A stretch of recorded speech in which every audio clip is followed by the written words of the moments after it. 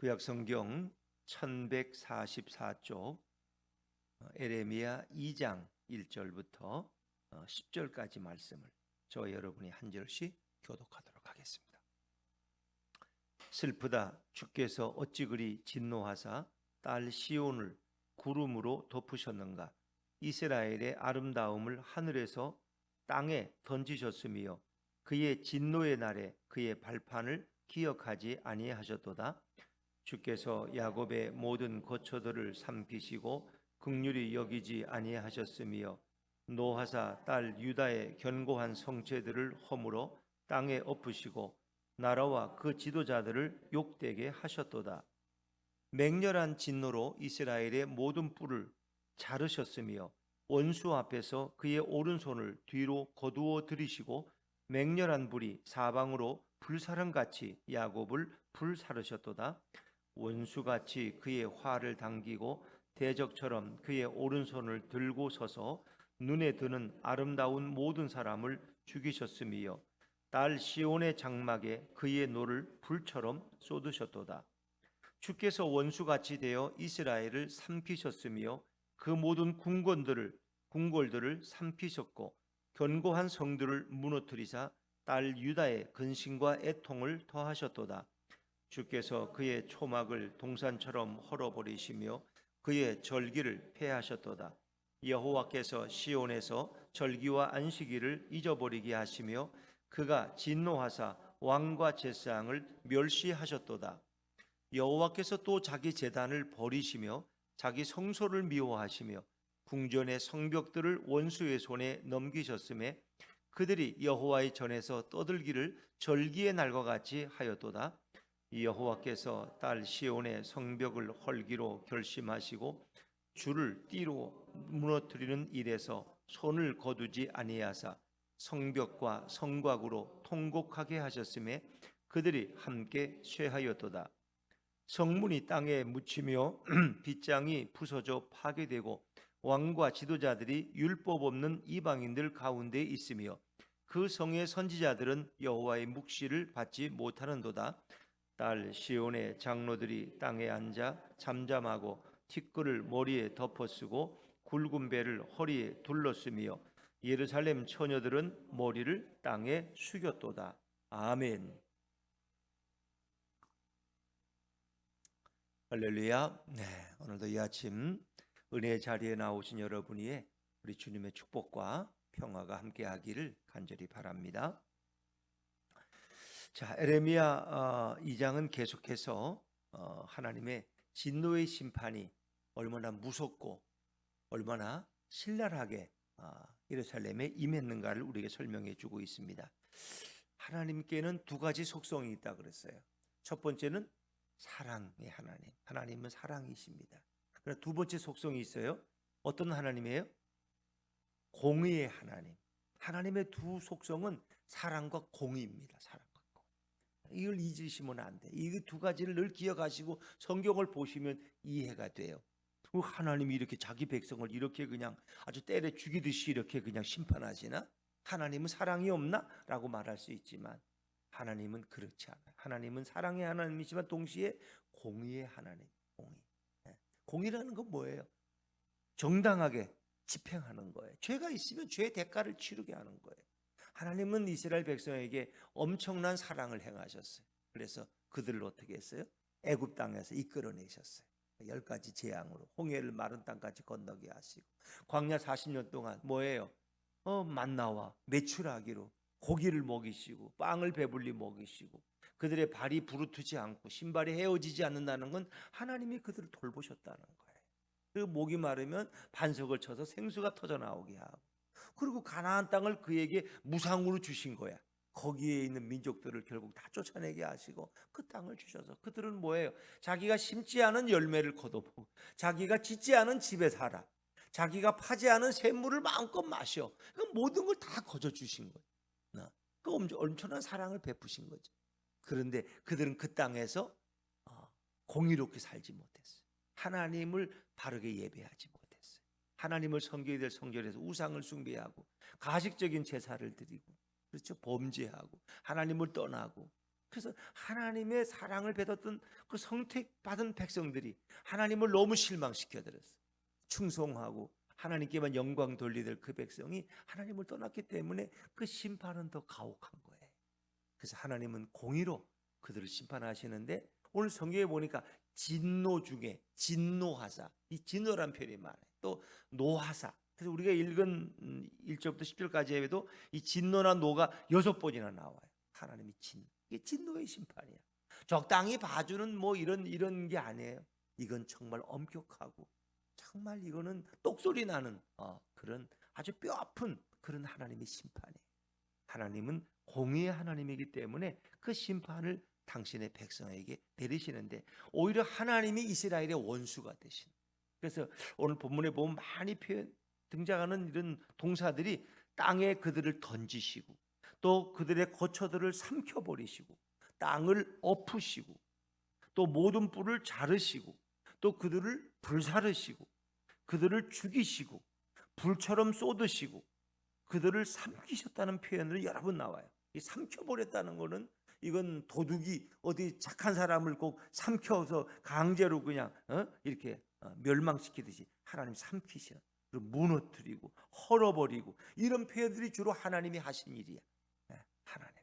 그래서 우리가 사무엘상에도 보면 하나님은 세우기도 하시고 허시기도 하시고, 하나님은 살리기도 하시고 죽이기도 하시고, 매를 때리기도 하시고 또 매를 때리다가 품에 안으시기도 하시고, 참 이건 하나님에게 사랑과 공의의 두 속성을 가지고 계시기 때문이다. 자, 우리 이제 2장 1절 말씀으로 다시 돌아가 보죠. 2장 1절입니다. 시작. 슬프다, 주께서 어찌 그리 진노하사 딸 시온을 구름으로 덮으셨는가. 이스라엘의 아름다움을 하늘에서 땅에 던지셨으며 그의 진노의 날에 그의 발판을 기억하지 아니하셨도다. 아멘. 슬프다, 에카라 그랬죠. 에가라는 말이 슬프다. 주께서 어찌 그리 진노하사. 에레미야가 볼 때 하나님의 진노가 이거 상상할 수 없을 정도예요. 왜?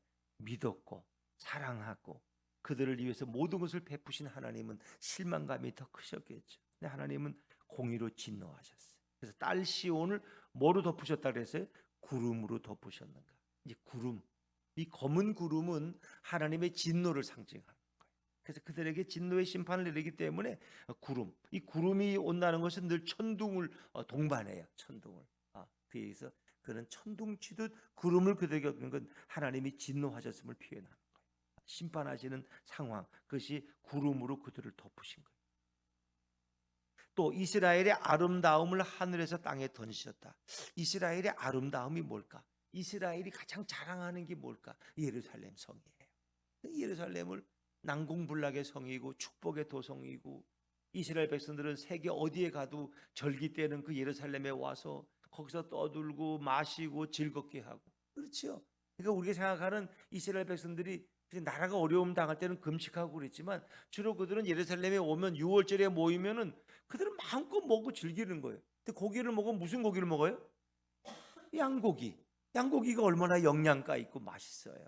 그러니까 우리는 자꾸 이제 이 고난주간 하면 이렇게 굶는 걸 자꾸 생각하는데, 이스라엘 백성들은 뭐 특별할 땐 굶어요. 그들도 나라가 어려움 당하면 금식하고 기도할 때 금식하지만, 보통 절기 때 오면은 마음껏 먹고 즐겁고 행복하고, 그게 너무 기억에 나는 거예요, 여러분. 축제야, 축제. 그러니까 유대의 절기라는 건 축제라는 걸 생각하시면 돼요. 그걸 주로 이제 헌화한다는 표현이 많은데, 성문에 모이고 성전 앞에 모여서 먹고 떠들고 뭐 시끄럽게 하고, 이런 게 그들의 축제, 절기야. 그런 가운데 하나님을 예배하고 찬양하는 거예요. 조용한 게 그런 게 아니에요. 우리는 많이 이제 유교 전통에 있어서 그냥 조용하고 이렇게 하는 것만 생각하지만, 성경의 대부분의 절기는 왁자지껄하고 막 즐겁고 먹고 마시고, 그냥 양고기 먹고 포도주 마시고 즐겁게 또 성전에 들어가서 하나님을 찬양하고, 주로 이런 것들이 그들의 연습. 그러니까 즐거우니까 오지, 뭐 괴로운데 그 뭐하러 가요? 그런 거예요. 근데 그 아름다움의 자랑이 예루살렘 성이에요. 근데 그 아름다움을 하늘에서 땅에 던져버리셨다는, 예루살렘을 파괴시켰다는. 여러분이 아끼는 유리잔이 있는데 그걸 던져버리면 깨지죠, 안 그래? 근데 하나님이 그걸 던져버리셨, 땅에. 얼마나 아프겠어요. 사랑하는 자식을 던져버리는 부모가 어디 있겠어요. 그러나 오죽했으면 하나님은 그 예루살렘을 던져버리셨어, 땅에. 그리고 그의 진노의 날에 그의 발판을 기억해. 이 발판이라는 건 성소, 성전을 말하는 거예요. 성소. 하나님의 발등상. 그게 여호와의 성전이. 근데 성전을 기억하지 않지. 이건 심판이 아주 이것은 집중적이고 전 국가적이고 전 민족적이라는 것을 의미하는 거예요. 그래서 어느 것 하나도 하나님이 예외가 없다. 예외가 없다. 자, 2절 말씀으로 넘어갑니다. 2절입니다. 2절 시작. 주께서 야곱의 모든 거처들을 삼키시고 긍휼히 여기지 아니하셨으며 노하사 딸 유다의 견고한 성체들을 허물어 땅에 엎으시고 나라와 그 지도자들을 욕되게 하셨도다. 이렇게 하신 분이 누구냐? 주께서, 하나님께서. 야곱의 모든 거처. 야곱의 모든 거처들은 목장을 의미하는 표현이지만 이 평화로운 이스라엘의 모든 목장들과 사람이 사는 이 도시들을 다 삼켜버리셨어요. 마치 사자가 와서 아주 약한 강아지의 새끼를 삼켜버리듯이 하나님이 그들을 삼켜버리시고 야곱의 모든 평화로운 거처들을 삼켜버리시고 긍휼히 여기지 아니하세요. 긍휼을 베풀지 않으세요. 진노의 심판에는 그 진노, 노하사 딸 유다의 견고한 성체들을 허물어 땅에 엎으시고 성체들, 그들이 자랑하는 수많은 그 도성들을 다 땅에 엎으셨어요. 바벨론에 의해서 다 파괴되는 거죠. 나라와 그 지도자들을 욕되게 하다는 건 그들에게 능욕을 베푸셨다는 부끄러움과 수치가 그들의 머리에 가득 차요. 나라를 다른 번역은 왕이라고도 표현해요. 그들의 자랑하는 왕과 그 지도자들이 다 부끄러운 자리에 던져지고 막. 하나님의 심판은 이렇게 무섭다. 3절을 제가 읽죠. 3절. 맹렬한 진노로 이스라엘의 모든 뿔을 자르셨으며 원수 앞에서 그의 오른손을 뒤로 거두어 들이시고 맹렬한 불이 사방으로 불사른같이 야곱을 불사르셨도다. 야곱은 이스라엘 유대 백성을 불살라 버리시는 하나님의 진노의 표현이죠. 그것도 맹렬한 진노라고 3절에 시작하잖아요. 이스라엘의 모든 뿔을 자르셨. 뿔이라는 것은 성전에도 뿔이 있어요. 뿔. 그것은 하나님의 권세와 능력을 가르쳐요. 이스라엘의 뿔은 뭘까? 그것은 성과 요새예요. 무기와 병사들, 그들이 자랑하는, 그들이 자랑하는 의지하는 모든 것, 그거를 다 잘라버려. 뿔을 잘라버린다는 것은 그들이 자랑하는 예루살렘 성을 허물어 버리시고 그들의 수많은 산 위에 세워진 요새들, 견고한 요새들을 다 허물어 버리시고 파괴시키고 그들이 자랑하는 그 강한 무기와 병사들 다 없애버리신다. 원수 앞에서 그의 오른손을 뒤로 거두어 들이시고 원수들 앞에서는 그 강한 군사가 필요한데 그의 오른손을 뒤로 거두어 들이신다. 오른손이라는 것은 하나님의 도우시는 능력. 하나님이 늘 오른손은 능력을 상징해요. 오른손의 그 능력을 하나님께서 뒤로 거둬들이신다는 것은 원수 앞에서 무기력하게 그들이 당하고 죽임당하고 살육당하고 패배한다는 거예요.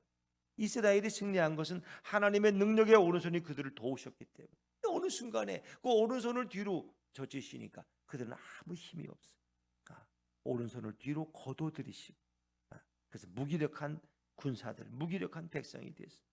맹렬한 불이 사방으로 불사른같이 야곱을 불사르셨다. 그러니까 이방의 백성들 바벨론이 와서 그저 떡 주워 먹듯이 고물 주워 먹듯이 예루살렘을 집어삼키는 거예요. 싸움 한번 제대로 해보지 못하고. 왜? 하나님이 능력의 손을 거두시니까 그를 도울 자가 없다는 거예요. 우리 인생도 그래요. 우리가 잘하는 것 같고 이렇게 대단한 것 같지만 하나님이 그 모든 것을 뒤로 거둬들이시면 전혀 무기력해서 한번 제대로 싸워보지도 못하고 당하는 그런 꼴이 되어버리고. 왜? 하나님이 심판을 작정하셨기 때문에.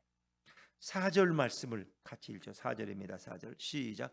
원수같이 그의 활을 당기고 대적처럼 그의 오른손을 들고 서서 눈에 들은 아름다운 모든 사람을 죽이셨으며 딸 시온의 장막에 그의 노를 불처럼 쏟으셨도다. 다 불태워버리고 불살라버리고 불처럼 그 진노를 쏟으시는, 하나님이 마치 원수를 대하듯이 이스라엘 백성에게 화를 쏘고 계시, 화를 당기시는 분이 하나님이야. 원수같이 원수를 향해 화를 쏜다면 얼마나 그것이 센 화를 쏠까요?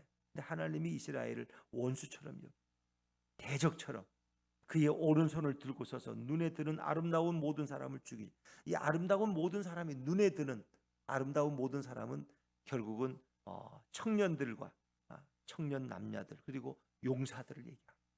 그 아름다운 이스라엘의 젊은이들을 하나님이 다 직접 죽이셔요.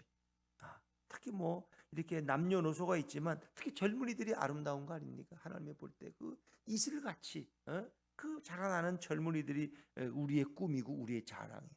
근데 우리가 자랑하던 그 젊은이들을 다 죽여버리셔. 그 자랑하던 아름다운 모든 사람을 죽이셨으니 얼마나 비참하고 하나님의 마음은 얼마나 아프셨을까. 그 이스라엘의 이슬 같은 젊은이들을 죽이셔야 되는 하나님의 심정은 딸 시온의 장막에 그의 노를 풀처럼 쏟으셨도다. 진노의 날에 조금도 예외가 없는 긍휼이 없는 진노의 심판을 설명하죠. 뭐 궁궐들 뭐 마찬가지 계속되는 얘기인데 자 5절 말씀도 들겠죠. 5절입니다. 시작. 주께서 원수같이 되어 이스라엘을 삼키셨으며 그 모든 궁궐들을 삼키셨고 견고한 성들을 무너뜨리사 딸 유다의 근심과 애통을 더하셨도다. 딸 유다 하나님의 정말 외딸처럼 무남 동료 외딸처럼 사랑하는 그 유다 백성 유대의 근심과 애통을 그들의 근심과 고통이 더 커. 삼키셨고 무너뜨리시고 모든 것을 다 회파시키시는 그런 하나님의 마음은 얼마나 아프셨을까. 그래서 1절부터 5절까지는 전 국가적인 심판 예외가 없어요. 그리고 6절부터 9절까지 부분에서는 이제 하나님의 종교의 중심진 이 성소에 대한 성전에 대한 심판이 나옵니다. 하나님이 성전 자기가 그 이름을 두신 그 아름다운 성전 그들이 거기서 무엇을 구하든지 다 응답하시겠다고 약속했던 그 성전을 허무시고 그 성전에서 더 이상 예배드리지 못하는 이제 그것을 하나님이 어떻게 우리가 보여주실까. 자 6절입니다. 6절 말씀 같이 읽죠. 시작. 주께서 그의 초막을 동산처럼 헐어버리시며 그의 절기를 폐하셨도다. 여호와께서 시온에서 절기와 안식일을 잊어버리게 하시며 그가 진노하사 왕과 제사장을 멸시하셨도다. 주께서 그의 초막을 동산처럼 이 초막이라는 건 성전을 가리키는 거예요. 성전을 허시는데 이 초막이라는 건 풀로 만든 이렇게 허술한 집을 헐듯이 다 헐어버려. 그 절기를 유대 3대 절기 뭐 많은 절기가 있는데 그 절기가 되면 그냥 예루살렘 성전 앞에서 떠들고 먹고 즐겁고 그냥 춤을 추고 노래하고 그것이 이스라엘의 절기야. 그 절기를 다 폐하셔. 절기를 지킬 수가 없지. 성전이 파괴됐는데 어떻게 절기를 지켜요? 모든 것이. 그리고 여호와께서 시온에서 절기와 안식일을 잊어버리게 하시며 이제 뭐 포로로 끌려간 백성들이 뭐 절기가 어디 있고 안식일이 어디 있어. 그러니까 우리가 이렇게 주일 되면 아이고 또 주일이네. 그래도 하나님 앞에가 예배드려야지. 이 즐겁게 성경책 들고 뭐 성경도 안 들고 요즘 또 오시지만 교회 비치했으니까 하여튼 오시는 게 제일 행복이에요. 그 안식일 날 예배드리는 주일날 예배드리는 장소가 없고 예배드릴 수 없는 처지에 떨어질 때 가장 비참하다는 걸 아시죠. 우리가 예배드릴 수 있고 또 이 새벽에 여러분이 하나님의 예배 지셔서에 와서 기도할 수 있다는 게 얼마나 큰 특권이고 축복인 줄 몰라요. 우리가 기도할 수 없을 때 암이 걸려서 수술하고 뭐 암 병동에서 그냥 밤낮을 잠도 못 자고 고통으로 괴로워할 때 이 하나님 앞에 가서 걸어가서 예배드렸던 것이 얼마나 큰 축복인지. 근데 사람들은 그걸 몰라. 그래서 예배 한번 빠지면 굉장히 아주 은혜를 입은 걸로. 오늘은 예배 안 드리고 좋다 오늘. 이번 주일날은 게 놀러 가서 그냥 지내고 그냥 영상으로 적당히 지나가고 말아야지. 그럼 굉장히 승리한 것처럼 도취돼 있어 그냥. 근데 그게 얼마나 고통스러운. 예배드리지 못할 때가 온대. 건강이 나를 교회에 가지 못하는 건강에 병동에서 그냥 숨죽이고 고통으로 신음할 때 이 사는 것보다 죽는 게 더 낫겠다 그럴 때 그 예배 드릴 때 건강을 주시는 그 은혜가 얼마나 큰지 그걸 모른다는 거죠. 요즘 사람들은 그렇게 살아요. 이 절기와 안식일이 이게 우리가 지킬 수 있다는 게 얼마나 감사한지 몰라요. 그래서 뭐 핑계만 대면은 그냥 목사님 이번 주에 빠져야 되겠어요. 이번 주에 집안일이 있어요. 이번 주에 시골 가요. 부모님께 가요. 맨 핑계가. 그냥 의기양양하게 그냥 그렇게 가요. 애들까지 다 데리고 애들까지 또 어른들 때문에 예배도 못 드리고 그러면서 무슨 자랑하듯이 뭐 자랑이에요. 예배 드리지 못하는 게 얼마나 큰 불행이고 아픔인데 이스라엘 백성들이 돌아볼 때 그 하나님 앞에 절기를 지키고 주님 앞에 나와서 안식일을 지킬 때 그 기쁨은 그들에게 눈물겨운 거예요. 그날이 다시 올 수 없다는 게 너무 안타까운 거예요. 그래서 우리가 할 수 있을 때 열심히 하는 거예요. 예배 드릴 수 있을 때 예배 드리고, 기도할 수 있을 때 기도하고, 찬양할 소리가 있을 때 찬양. 어떤 때는 찬양할 수 없는 목에 그냥 수술을 해서 소리도 못 내는 그런 처지가 되면 소리 내어 찬양할 수도 없어. 그래서 이것이 얼마나 큰 축복인가. 왕과 제사장을 멸시했다는 것은 이제 그들이 더 이상 대우받지 못해. 왕과 제사장, 하나님이 그들에게 진노하셨기 때문에. 자, 7절로 넘어가죠. 7절입니다. 7절 시작. 여호와께서 또 자기 제단을 버리시며 자기 성소를 미워하시며 궁전의 성벽들을 원수의 손에 넘기셨음에 그들이 여호와의 전에서 떠들기를 절기의 날과 같이 하였도다. 이제는 그 성전을 누가 차지해? 이방인들이 차지해. 이방인. 여호와께 자기 제단을 버리셨어. 그 왜 버리셨어? 왜 자기 성소를 왜 미워해요? 제단이 뭐 믿고 성소가 왜 믿겠어요? 그것은 그 제단에서 그 성소에서 드리는 예배가 가증한 예배, 가식적인 예배고 형식적인 예배고 우상 숭배였기 때문에 하나님을 모셔야 될 자리에 바알신을 섬겨놓고 아세라를 놓고 거기다 절하고 앉았어. 그러니까 어떻게 그 제단을 하나님이 사랑하실 수 있겠어? 그 제단을 버리셔. 하나님을 섬기지 않고 바알을, 돈만 섬기는 제단, 우상 앞에 복 달라고 절하는 제단 다 버리셔. 자기 성소를 미워하셔. 하나님이 어떻게 자기 성소를 미워하실 수 있어요? 그러나 그런 때가 온다. 궁전의 성벽들을 원수의 손에 넘기셨기 때문에 이제는 원수들이, 그 이방인들이 와서 여호와의 전을 점령해 버렸어. 그리고 그들이 거기서 왁자지껄해. 이게 유대 백성들이 예배드리던 이게 여호와의 성전이래, 이게 하면서 시끄럽게 신발을, 구두를 신고 다니면서 막 그냥 막 함부로 떠들고 왁자지껄한 그런.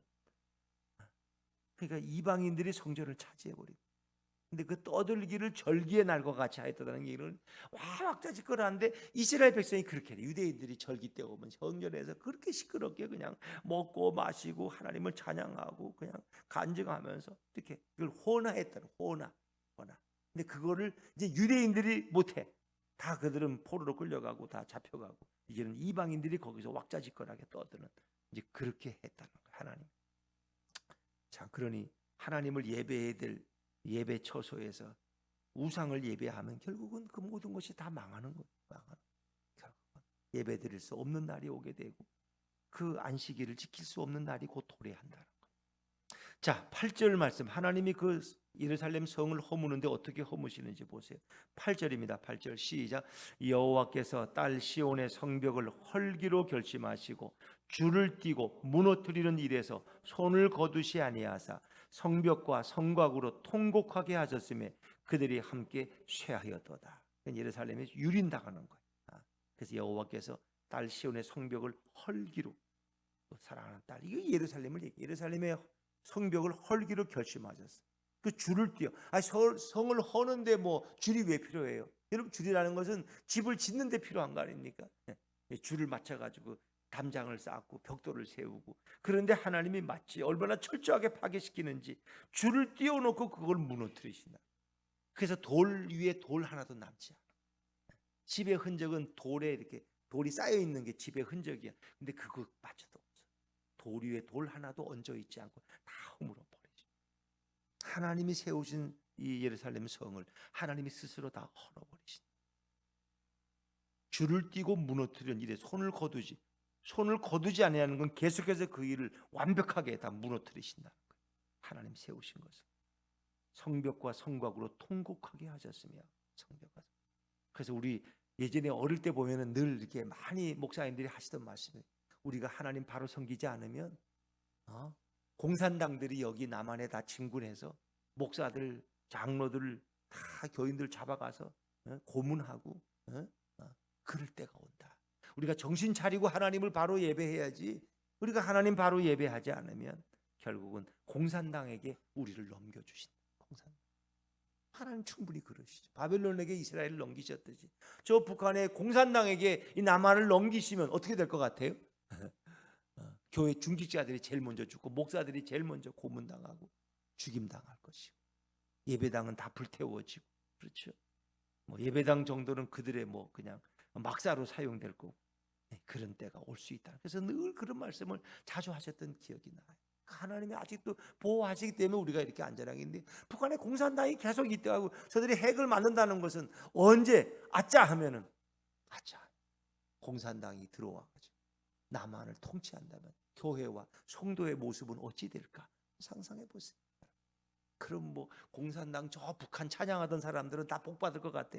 그들도 마찬가지야. 그들도 결코 복을 못 받아. 거기서 공산 치하에서 남한 물을 먹었기 때문에 그들은 공산당에 거 어울릴 수가 없어요. 다 자유의 물을 먹은 사람들은 공산당에 합류가 안 돼요. 결국은 다 탄광으로 보내지고 다 고통당하다가 죽는 거예요. 거기서 말 한마디 잘못하면 죽는 거고. 그러니까 하나님을 잊어버리면 이렇게 되는 거예요. 그래서 늘 우리 옆에는 공산당이 지키고 있어. 핵을 가지고 언제든지 남한이 하나님을 떠나면은 너희들은 결국 핵폭탄에 맞는다. 참 묘한 이런 지정학적인 이런 상황을 우리는 가지고 있어요. 그러니까 우리 보고 늘 정신 차리라는 하나님께서. 자, 이제 9절로 넘어갑니다. 9절 말씀입니다. 시작. 성문이 땅에 묻히며 빗장이 부서져 파괴되고 왕과 지도자들이 율법 없는 이방인들 가운데 있으며 그 성의 선지자들은 여호와의 묵시를 받지 못하는도다. 성문이 땅에 묻힌다는 건 성문이 떨어져 가지고 땅에 던져버리시고 땅에 묻혀 빗장이 부서져 파괴되고 다윗은 성문을 닫을 이유도 없고 이제 뭐 성이 무너졌으니까 왕과 지도자들은 다 포로로 끌려가요. 그래서 어디에 율법 없는 이방인들 가운데 있어요. 이건 바벨론 사람들 포로로 끌려가서 왕이고 뭐 지도자들과 똑같아요.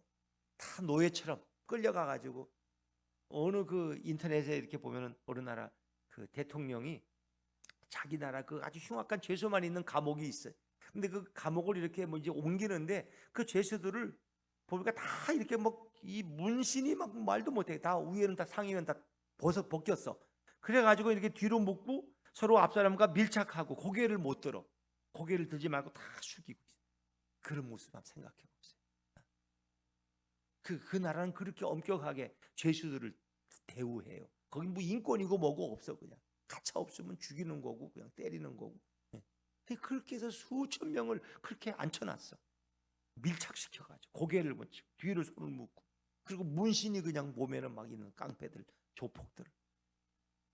왕과 지도자들이 그렇게 끌려가서 하늘도 못 보고 밑에만 내려다보고 있는 거예요. 이방인들 앞에서. 이 얼마나 부끄러워요. 그리고 그 성의 선지자들은 여호와의 묵시를 받지 못해. 더 이상 하나님의 계시가 없어. 이제는 선지자들에게 계시가 없으니까 백성에게 전할 말도 없어. 얼마나 답답해요. 하나님의 음성을 듣지 못하는 것처럼 비참한 건 없어요. 지금 심판의 때인데 뭐 거기 무슨 하나님이 무슨 좋은 소리 하시겠어요? 묵시가 없어요. 그래서 우리가 이 묵시를 받지 못한 때가 구약에도 보면은 한 300~400년 묵시가 없고 계시가 없어.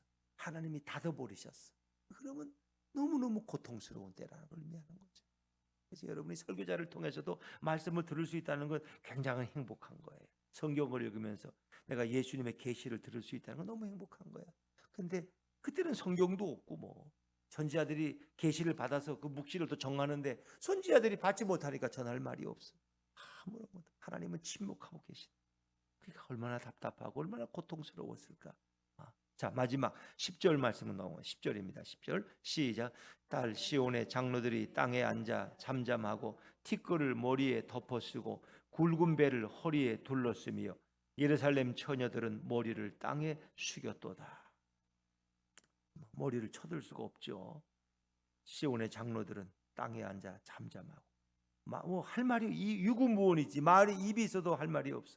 티끌을 머리에 덮어쓰고 이 나라가 이거는 뭐 큰 고통의 날이니까 굵은 배를 허리에 둘리고 침묵을 지키는 것 외에는 방법이 없어.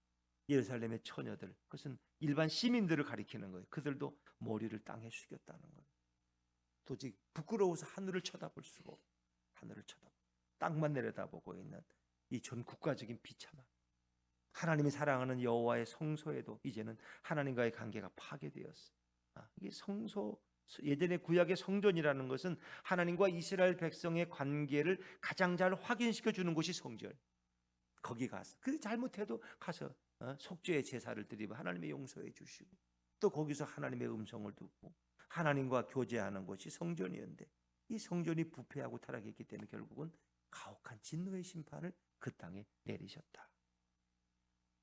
그래서 이스라엘의 죄악이 성전이 결국은 우상을 숭배하는 장소가 되었을 때 이스라엘 전 국가적인 전체적인 심판과 징계를 받아야 되는 원인을 제공했고, 그 모든 것은 결국은 범죄 때문에, 우상 숭배 때문에.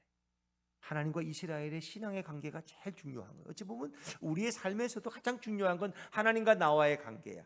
내가 예수님과 어떤 관계에 있느냐가 제일 중요해.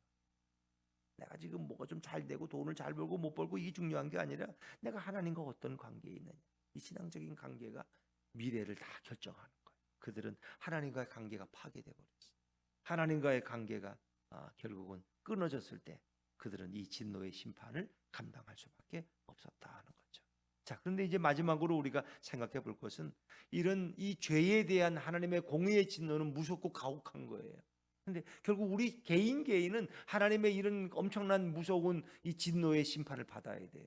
근데 이 진노의 심판을 우리 대신 받으신 분이 계세요. 누구세요?